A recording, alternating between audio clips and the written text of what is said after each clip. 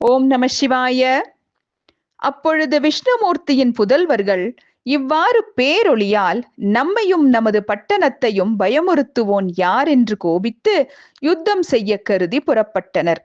சர்வேஸ்வரனான உருத்ர பகவான் தம் குளம்புகளாலும் கொம்புகளாலும் அவர்கள் யாவரையும் கொன்றார்.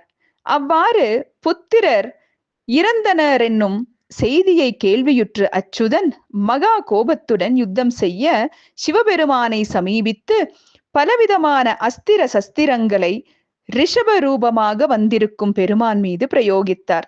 பகவான் அந்த எண்ணிறைந்த திவ்யாஸ்திரங்களை வினோதார்த்தமாக கிரகித்து கொண்டார். அதை கண்டதும் விஷ்ணுமூர்த்தி, ஓஹோ, ஜெகத்பதியாகவுள்ள உமா சமேதனே இங்கு இடபரூபமாக வந்திருக்கிறாரே தவிர வேறில்லை என்று உணர்ந்து கம்பீரமான வாக்கால், சர்வேஸ்வரா, சங்கரா, பகவானே, ஷட்குண ஐஸ்வர்ய சம்பன்னா, சுவாமி, நான் செய்த குற்றத்தை சமித்தருள வேண்டும் என்று பிரார்த்தித்தார். அந்த பிரார்த்தனைக்கு சிவபெருமான் இலகி, கேசவா, நீ ரட்சித்தல் தொழிலை உடையவன் என்பதை என்ன காரணத்தால் மறந்தாய்? இனி இப்பாதாளத்தில் ஸ்திரீலோலனாய் இருப்பதை நீக்க வேண்டும் என்று கட்டளையிட்டார். அதை கேட்டவுடனே விஷ்ணுமூர்த்தி, ஆஹா, சிறியேனாகிய நான் செய்த இந்த அறிவீனமான காரியத்தை ஜெகதீஸ்வரன் தெரிந்து கொண்டான் அல்லவா என்று நாணமுற்று, சர்வேஸ்வரா, அடியேனுக்கு தேவரீர் பிரசாதித்தருளிய சுதர்சனம் என்னும் சக்கராயுதம் இவ்விடத்தில் இருக்கிறது. அதை எடுத்துக்கொண்டு வினாடியில் வருகிறேன் என்றார். சிவபெருமான் அதனை கேட்டு, நாரணா, இப்பாதாளம் அநேக துஷ்ட ராட்சசர்களுக்கு வாசஸ்தலமாய் இருக்கிறது.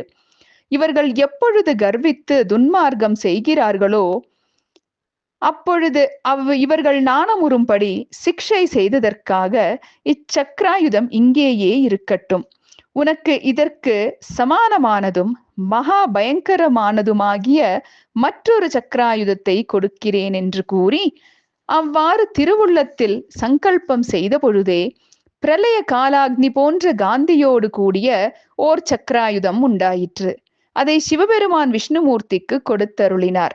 திருமாலும் மகா சந்தோஷத்துடன் பிரளய கால சூரியரின் கிரணங்களை போன்ற கிரணத்தையுடைய சக்கராயுதத்தை சிவப்பிரசாதமாக பெற்றுக்கொண்டார். திருமாலும் சிவபெருமானும் பாதாளத்தை விலகி தத்தம் பதவி அடைந்தார்கள். முனிவர்களே, அதன் பின்னர் விஷ்ணுமூர்த்தி இந்திராதி தேவர்களை பார்த்து, அமரர்களே, பாதாளத்தில் மகா யவ்வனமான காந்தி லாவண்யங்களுடைய எண்ணிறைந்த ஸ்திரீகள் இருக்கிறார்கள். அவர்களுடன் பலகாலம் பல வகையாக கலவி செய்தவனே கலவி செய்தவன் ஆவான் என்று கூறினார். அதை கேட்டதும் அமரர் காமாக்னியால் தாக்கப்பட்டு எவ்வகையிலாவது பாதாளத்தை அடைந்து அம்மங்கையர் சுகத்தை அனுபவிக்க வேண்டும் என்று உறுதி கொண்டு புறப்பட்டார்கள். அப்போது ஷட்குண ஐஸ்வர்ய சம்பன்னனான சிவபெருமான் முற்று உணர்வு உடைய நாதலின் அவர்கள் கருத்தை உணர்ந்து, யாவன் ஒருவன் இவ்வுலகை நீங்கி பாதாளம் செல்கிறானோ அவன் உடனே உயிரொழிக என்று கடும் சாபம் விட்டார். அதை கேட்டதும் அமரர்கள், ஐயோ, இத்தகைய கொடும் சாபத்திற்கு யாது செய்வோம் என்று தங்கள் மனதை திருப்பிக் கொண்டு தத்தம் புறத்தை அடைந்தனர்.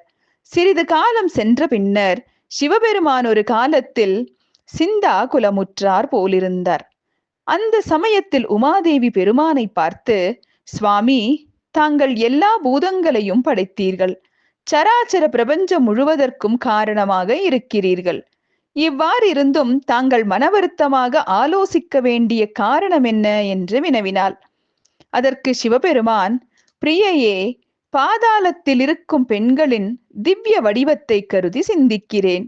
திரிலோகங்களிலும் சிருஷ்டி முதல் இதுவரையில் அவ்விதமான சிறந்த அழகு வாய்ந்த ஸ்திரீகளே கிடையாது என்றார். உடனே பார்வதி தேவி, சுவாமி, தங்களுக்கும் வியப்பினை உண்டாக்கத்தக்க அழகுள்ள அப்பெண்களின் வடிவத்தை கட்டளையானால் நான் போய் கண்டு வருவேன் என்று கூறினாள்.